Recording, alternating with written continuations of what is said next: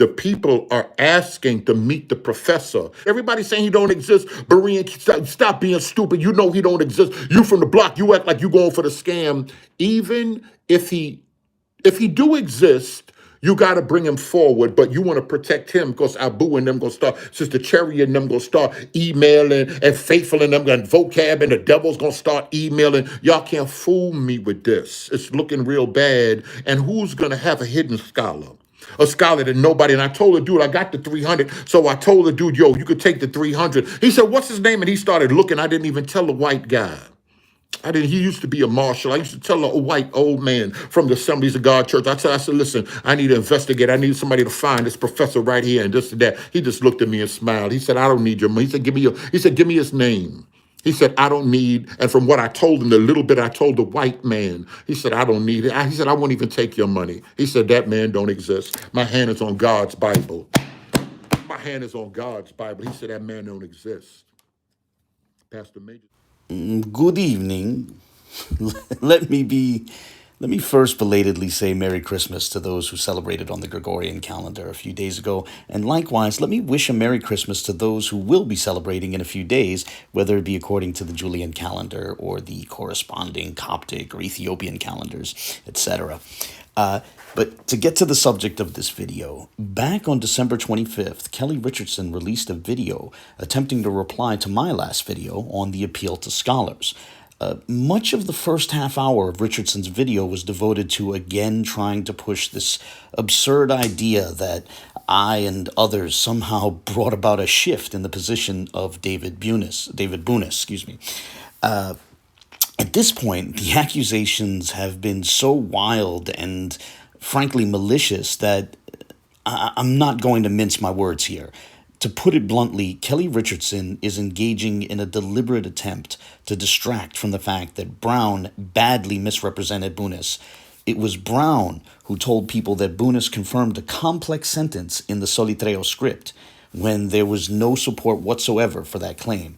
And Richardson has been trying to run interference for that falsehood from almost the very first day since then.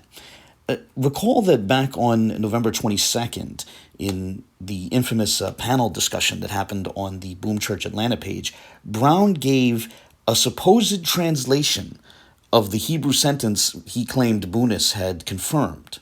Take a grasp of Yah or God, Israel, with a bass voice. However, while he gave the translation of that alleged sentence, he never provided the actual Hebrew sentence itself. He never gave us the Hebrew sentence that he was allegedly translating. And when I asked in a comment on that video for the precise sentence which was translated, Kelly Richardson entered into that same comment section and tried to change the subject to focus instead on how offended he allegedly was. And as I said, he was deliberately trying to draw attention away from the request for the alleged sentence, for the alleged string of characters, that they supposedly provided a translation for. And he also went on to declare that no one would provide me with any information. And essentially, no one's going to give me the string of characters that they were translating. Apparently, it's a secret. It's embargo. So many secrets with these guys. Of course, that was a bluff. We know that now. He wasn't making a decision to embargo an existing sentence. Rather, he knew that they had no such sentence, and thus he was trying to come up with an excuse to cover for Brown's inability to produce any such sentence. So even before any of this controversy over Bunis's clarifications had come out, Kelly Richardson was already consciously trying to distract from William Brown's falsehood. That's been the motivation, even if the precise objections have changed over time. Now, it was after it had become clear that they had misrepresented Bunis that Richardson then tried to take this new approach of claiming that we somehow swayed Bunis away from his previous position. But it should be obvious that the reason Bunis asked them not to cite him as a supporting source is precisely because of how badly Brown had misrepresented him. Richardson feigns being worried about one person mentioning Israelites in an email to Bunis, but he should be addressing the fact that Bunis did not agree with the claims Brown made about him from the start. That's the salient issue that they're trying to sweep under the rug with all these distractions. As for why that one guy mentioned Israelites, As was covered previously, it was because his former students, under the influence of Brown's video, connected claims of Israelite ancestry to the question of the pews, when, those two things should have been kept separate. Richardson also thinks that I don't know if he really thinks this, he at least outwardly claims to find it significant that the author of that email had clicked like on the Facebook pages of Eric Mason and Vocab Malone and others. But honestly, that too is likely explainable in light of him having former students with Israelite leanings. Richardson wants to pretend that trying to explore the other side of a topic is automatically nefarious. That seems to be what this is about. It's sort of designed to say that if you show any interest in what the other side is saying, you're automatically some sort of a monster.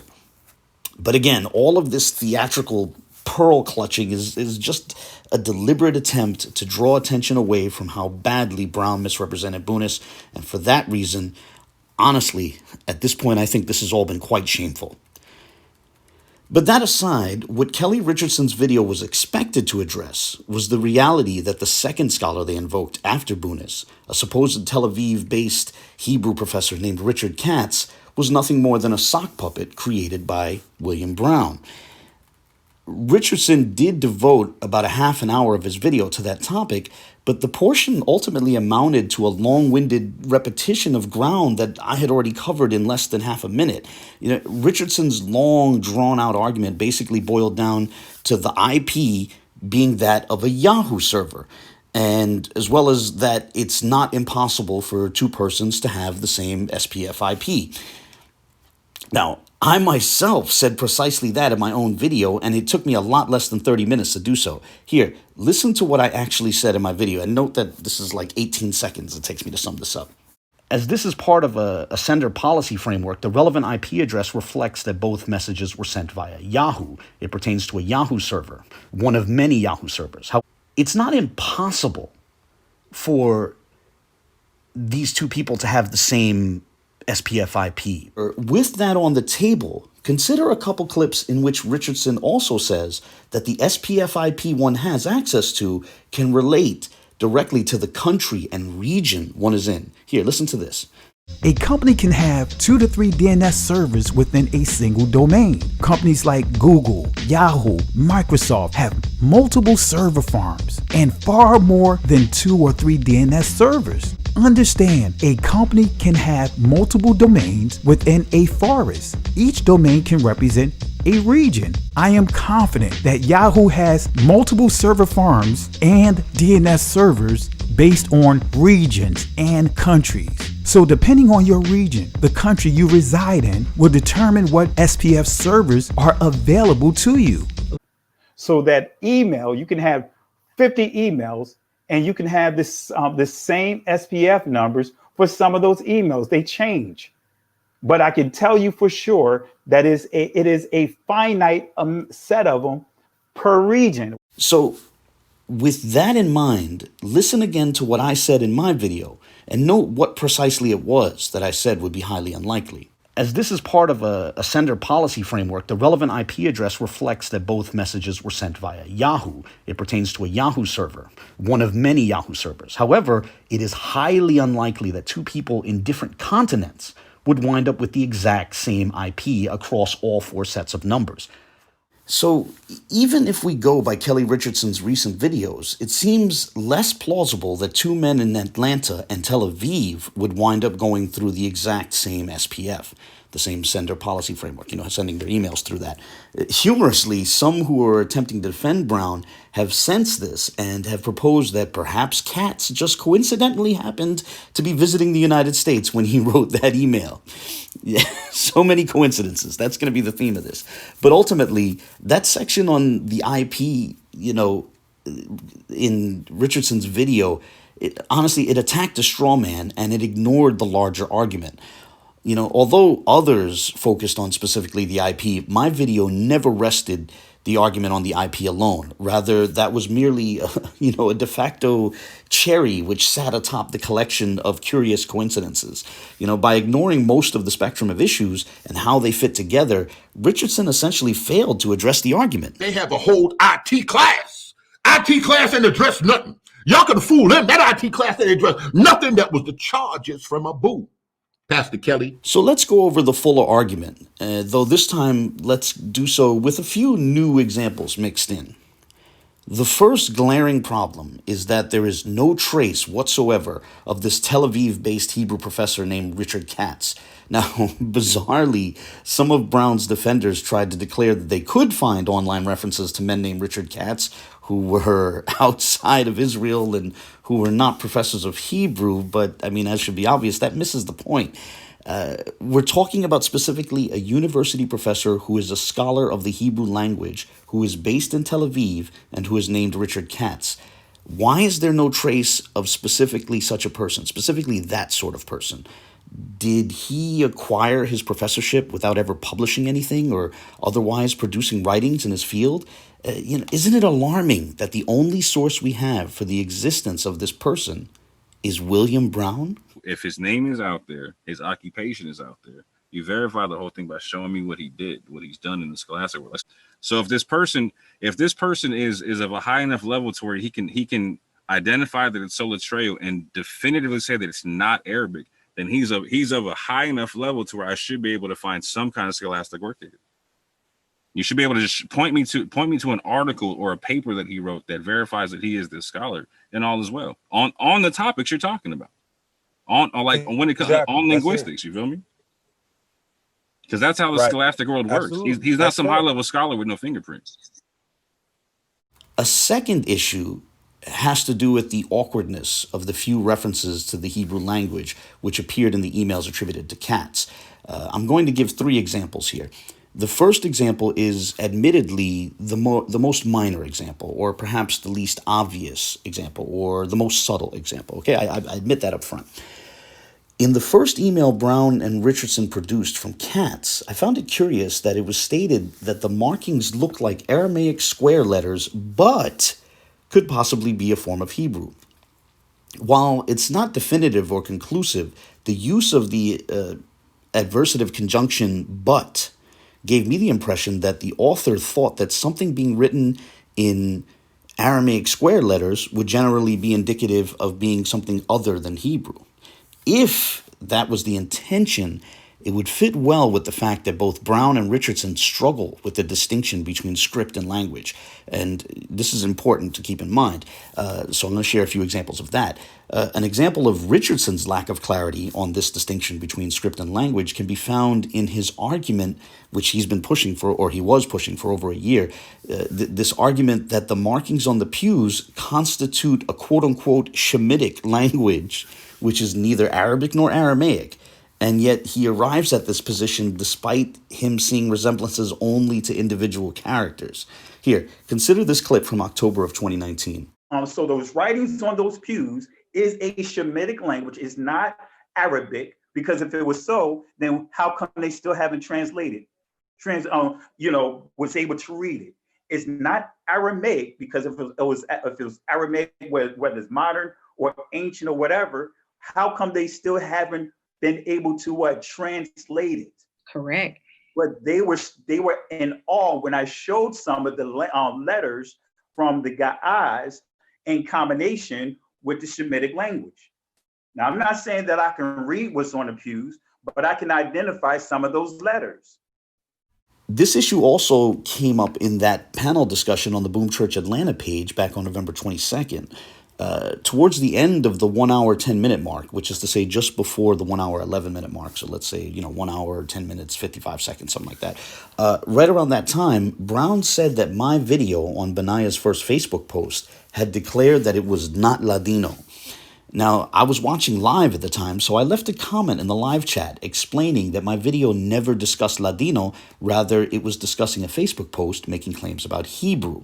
When Brown and Richardson became aware of that comment in the live chat, they accused me of lying, and they declared that my video did discuss Solitreo. See, they had confused Solitreo with Ladino, and through multiple comments in that live chat, I tried to clarify the distinction between Solitreo, which is a script, and Ladino, which is a language. But they couldn't grasp that distinction, and they thought that my video discussing Hebrew in the Solitreo script somehow constituted a discussion on Ladino. Again, the problem here is their own confusion about the distinction between script and language. But returning to this bit about Aramaic square letters, understand that as the Katz persona is a sock puppet, the Katz persona consistently repeats concepts that Brown has encountered. Richardson showed an email Brown had received, which someone else had sent to Bunis back in November. Both Brown and Richardson badly misunderstood this relevant email. This part honestly could warrant its own video, but I'll try to cover it briefly here. Highlighted here in red, this email to Bunis referred to, quote, Israel written in Aramaic block script and not in Solitreo script in your, i.e. Bunis's, alleged response, end quote. Note the words, in your alleged response. Brown and Richardson misread that email as meaning that the author of the email saw the word Israel in the pew, but the author was actually referring to the word Israel which appeared in the one email from Bunis that Brown had showed in that aforementioned panel discussion from November 22nd. Now, Brown and Richardson might say that Bunis himself misread the email in that same way, which was revealed in subsequent replies. But that was from Bunis replying quickly on the same day that the email was sent. Brown and Richardson, on the other hand, have had this email for a month, so they should have figured out by now what it actually was referring to. But more relevant to the point, when the author of that email referred to Aramaic block script, they were referring to the script in Bunis's email. They were not referring to the Aramaic language, but rather to what is now the standard Hebrew script. You'll often hear me alternatively refer to it as the Ashuri script. Brown and Richardson failed to grasp that the email was merely referring to a script, and thus they mistook it for a reference to the Aramaic language. Here, consider these clips. But remember, it was another person chimed in thinking, said that he believed that is Aramaic, Yes. and said that he see Israel in Aramaic on the same, on those pews. Did you want to chime on that real quick? Yeah, that person chimed in, and that email was also, I was attached to that email, myself, Bunis, and the other person who, I guess I'm assuming that person was someone that was either a student, a scholar, or somebody recommended on that level of language or whatnot. And they even said it was Aramaic. Now, if you know the relationship between Hebrew and Aramaic, then I could see how he was able to come up with that. Yeah, I'm glad you pointed that out, because that's what the professor pointed out too in the email sent to Pastor Majors. But yeah, you're absolutely correct that it's not the same language on all the pews. And what many people may not know is that Aramaic is a dialect of Hebrew, so there is a difference between the two. So that's why I actually showed in the video another person chiming in to Professor Bunis of saying Aramaic and saying Israel written in Aramaic. So getting back to this first statement from Katz, I think it reflects that confusion between script and language, and thinking that a reference to Aramaic square or block letters is a reference to something typically other than the Hebrew language. However, as I said, this is a minor and subtle example. I realize that others might try to offer a different interpretation of the statement, so let me move on to the next example. The Katz persona also stated that he saw the characters Bet Yod Nun Sofit, which is to say a final nun, and then he translated that string of characters as son. That is curious. It's very curious, as that is not how the Hebrew word ben is spelled. And by ben, I mean the word for son. Now, maybe there's some obscure reference somewhere in which a yod is employed as a mater electionis in an irregular spelling of the word ben, the word for son. But the standard spelling of the word is simply bet nun without any yod. The idea of a Hebraist allegedly seeing bet yod nun and his first thought being that's the word for son is, as I said, it's curious, to put it mildly. One would assume the first thought might more likely be that it's the preposition bein, which means between or among, in the midst of, between, essentially. Yet Katz doesn't even mention that possibility, nor does he touch on how extremely rare such a spelling for Ben, as in the word son, would be. That's strange. Now, let's consider the third example. The Katz persona takes the plural construction, Bnei Yisrael, right? Where Bnei is the word, it's the plural word for sons, it's sons, Benim, in a construct state. It's essentially the final mem is dropped as it's being possessed by the noun that follows.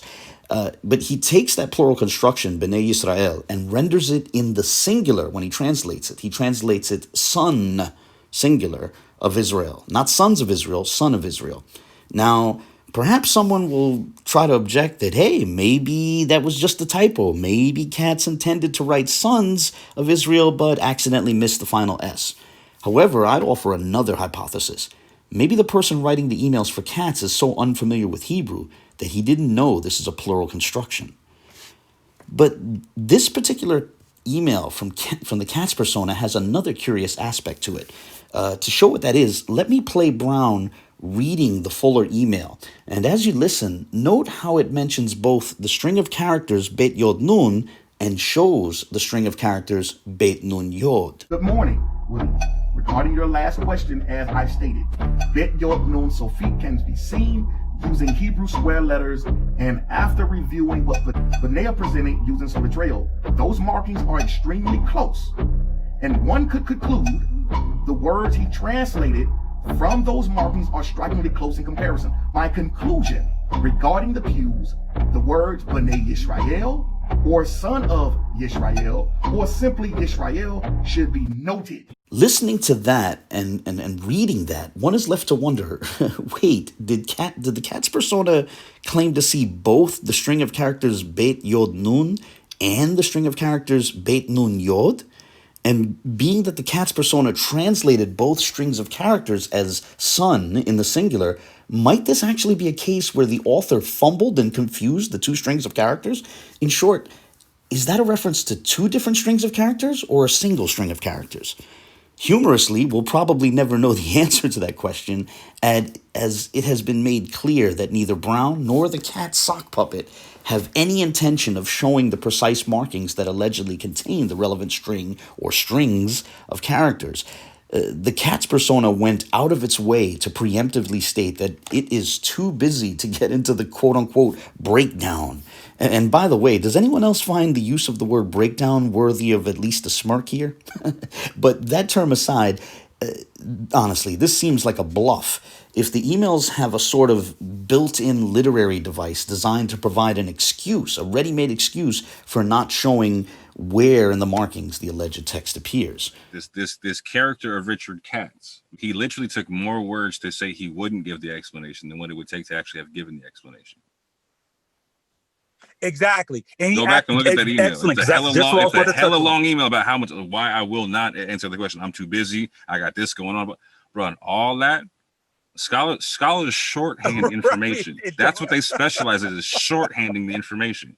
Wow. And so in his response to Abu, right, which is curious in and of itself, just the way it went down. Yeah. Again, there's more sentences there explaining why he's not going to explain. Now, I'd like to turn to the third issue. We're moving on from the Hebrew, the curious handling of Hebrew, onto the third issue, which is that Brown and Katz have and had curiously similar writing styles. Examples were already given in my previous video, but in Richardson's video, he was kind enough to share yet another email from Katz to Brown. And this is likely to be the last email we will ever see from the Katz persona, as it seems clear that the author intends to, shall we say, kill off the character, if I can put it that way. So I'd like to look at this last email from Katz, which is on your screen. Now, a few words are cut off in this image, which is a screenshot from Richardson's video.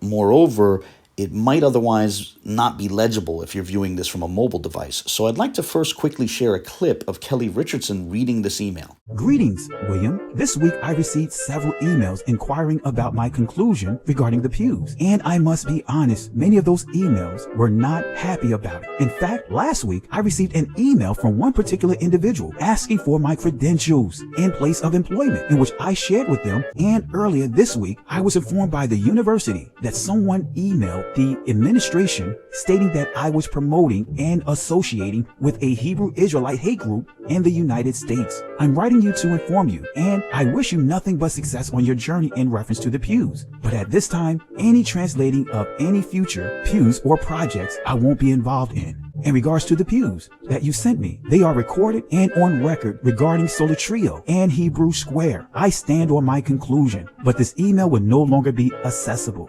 Okay, there's honestly so much here to discuss, but the first thing I want to note is that it once again mirrors Brown's trend of employing run-on sentences and then being rather sparing in his use of punctuation. While it looks like a long paragraph, note that there are actually only 2 sentences in there within that block of text. Both are meandering run-on sentences, but it's still just 2 sentences nonetheless. Permit me to do a quick read-through again to note the 2 sentences. Okay, so here's the first sentence. Quote, "This week I received several emails inquiring about my conclusion regarding the pews, and I must be honest, many of those emails weren't too happy about it. In fact, last week I received an email from one particular individual asking for my credentials and place of employment, in which I shared with them, and earlier this week I was informed by the university that someone emailed the administration stating I was promoting and associating with a Hebrew Israelite hate group in the United States, period." End quote. That's the first sentence. That was one sentence. That was a single sentence. And it was a run-on sentence. And here's the second sentence. Quote, "I'm writing to inform you, and I wish you nothing but success on your journey in reference to the pews. But at this time, any translating of any future pews or projects I won't be involved in. In regards to the pews that you sent me, they are recorded and on record, Solar Trio and Hebrew Square. I stand on my conclusion, but this email will no longer be accessible. Period." End quote. Again, that was a single sentence. And I mean, do I have to call it a run-on sentence at this point? Aside from those run-on sentences, let's note some other features. For example, note that when the Katz persona wrote that many of those emails weren't too happy, he spelled the word "to" with only one O rather than 2 O's. Humorously, I know this is a minor point, but I thought this was humorous. When this email was shown in a recent video on the Boom Church Atlanta page, in the comments section, one could see that even one of Brown's supporters had noticed the spelling mistake, referred to the Katz persona as, quote, "the dumbest doctor ever," end quote, and encouraged Brown to get another linguist. Brown hit a heart react on that comment, leaving me to wonder if he fully understood it. Anyway, like I said, that's a minor point, so we'll move on beyond that. Getting back to the email, another portion that warrants a comment is the part that asserts that someone asked Katz for his place of employment, and that, and then the Katz persona goes on to say that he shared such information with the person who asked. Now note that Brown and Richardson and their supporters claim that they cannot reveal which university Katz is allegedly a professor at, yet the Katz persona claims to have already divulged that information. So if Katz has allegedly shared the information, why can't Brown and Richardson tell us which university Katz allegedly teaches at? And that part don't even make sense. Right? I'm going to say this. It doesn't make sense because in the email, Katz already stipulates somebody contacted me and I gave them my information already. Right. So if you're trying to protect him from right harassed or whatever, like his information, he said is he already voluntarily gave it out already. Right. Then, right after that, the Katz persona claims that someone had sent an email to the university's quote-unquote administration, accusing him of having ties to a Hebrew Israelite hate group. Note that the Katz sock puppet comes through by being very explicit with whatever Brown needed him to say. The very idea of people writing to the university administration is an idea that's right out of Brown's own thoughts. Before these accusations came out regarding Katz, back when they were merely speculating about what might have happened with Bunis, Brown offered the same sort of speculation that maybe people contacted Bunis's university administration. Here, listen to this and note how similar it is. It ain't no telling.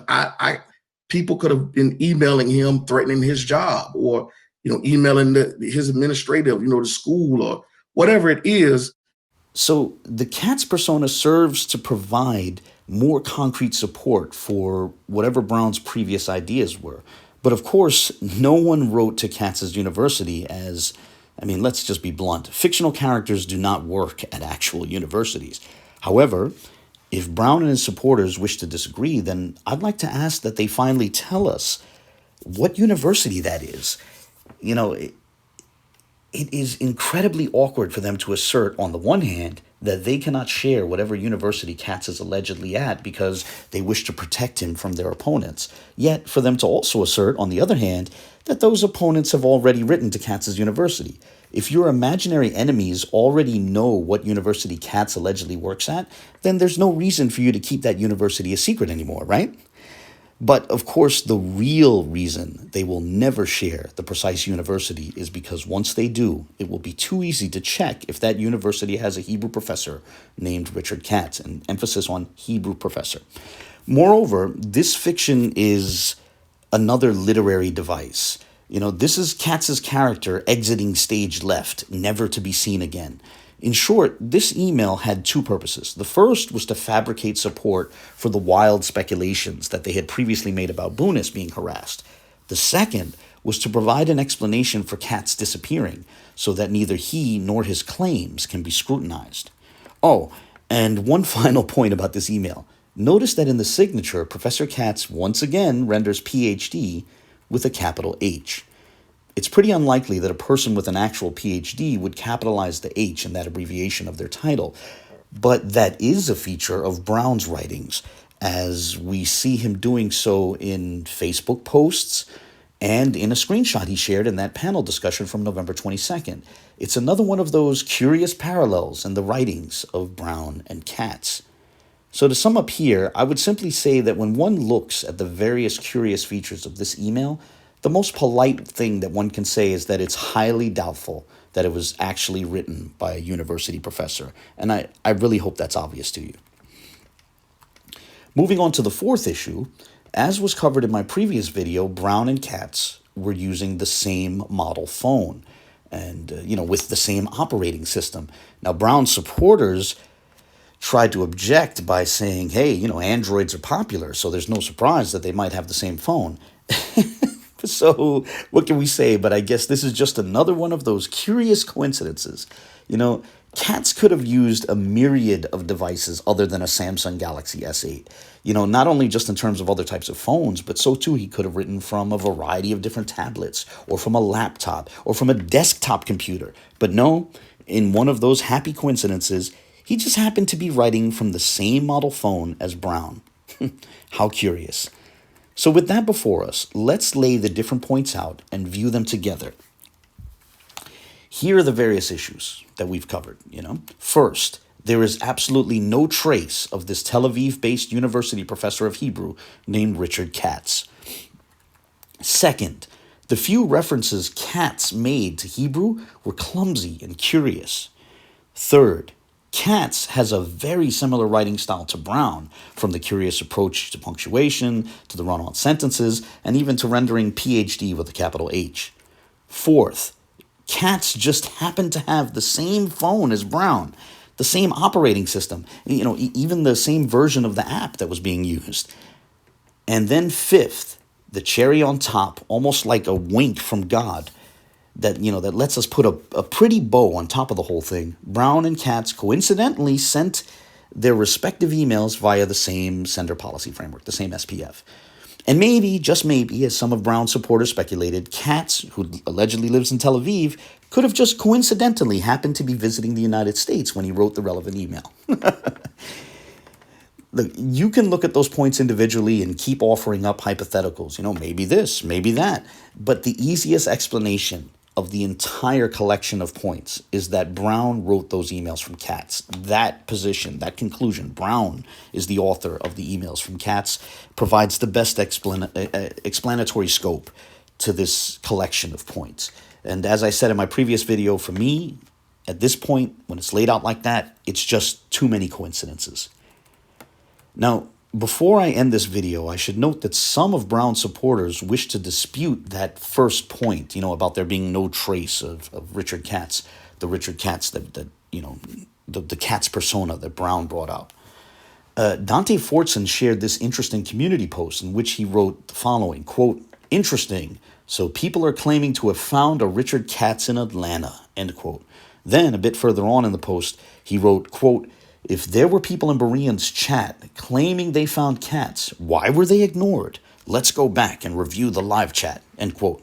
And then a bit further on, further still, he wrote, quote, "If chats are intentionally being ignored to push a false narrative, then we have to assume Berean is in on it," end quote.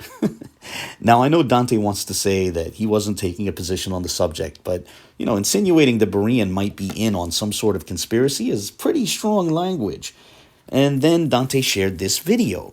So let's look at a salient clip from that video, which Dante felt was interesting enough to share.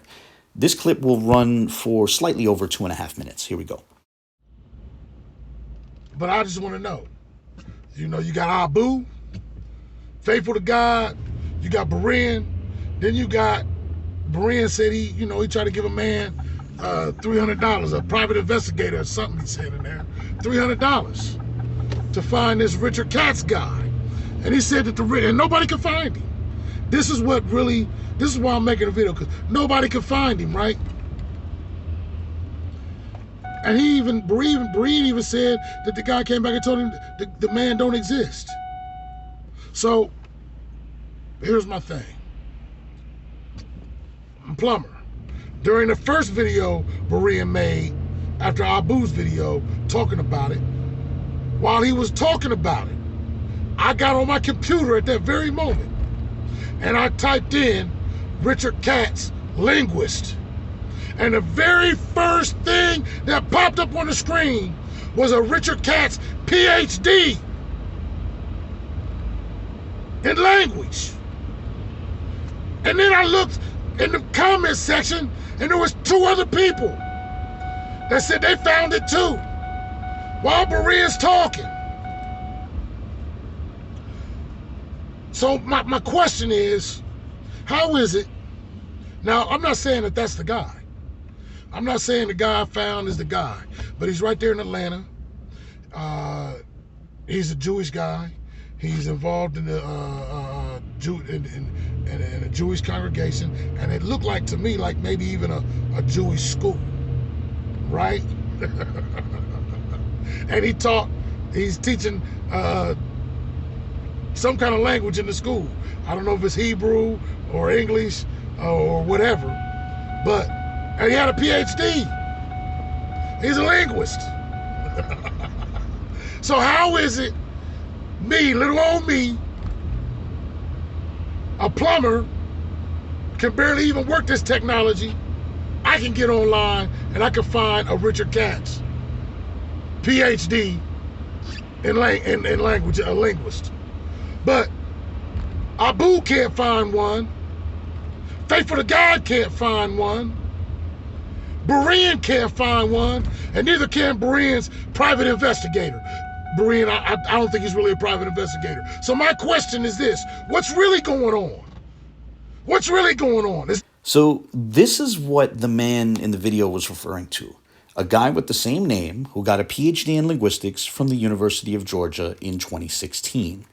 Well, the University of Georgia's linguistics department actually posts the doctoral dissertations of recent PhDs. And when you scroll down to the year 2016, you can find a link to the relevant gentleman's doctoral dissertation titled The Resultative in Gothic. When you click on that link, you get a PDF of that dissertation. The piece is on the Gothic language, which is a Germanic language. It's not a Semitic language. Moreover, Hebrew is not mentioned even once throughout the nearly 300 pages of this dissertation.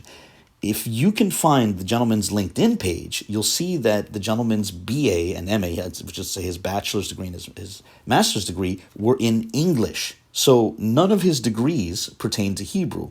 On top of that, when he lists the languages that he has at least some proficiency in, he lists Spanish and German, but he interestingly does not list Hebrew.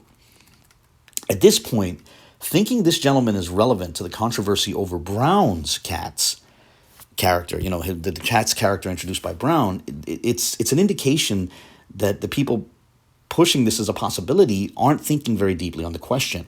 We're not just talking about any man named Richard Katz with a PhD. We're talking about an alleged professor of Hebrew who supposedly teaches at a university in Tel Aviv, pointing to a guy in a completely different continent whose various degrees did not pertain to Hebrew and who might not even have a meaningful proficiency in Hebrew is frankly unhelpful. So no, this is not an adequate reply to the point that there is no trace of the Tel Aviv-based Hebrew professor named Richard Katz, nor does it cast doubts on what Berean shared about a former marshal telling him that the man does not exist. And as I've reached the end of the video, I should probably take this moment to wish everyone a happy new year. On that note, I'll close here. As always, I look forward to the comments of others. I'm really looking forward to the comments. So good evening and God bless.